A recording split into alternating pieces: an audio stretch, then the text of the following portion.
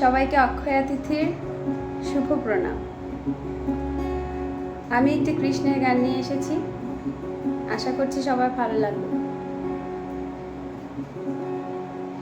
এখনো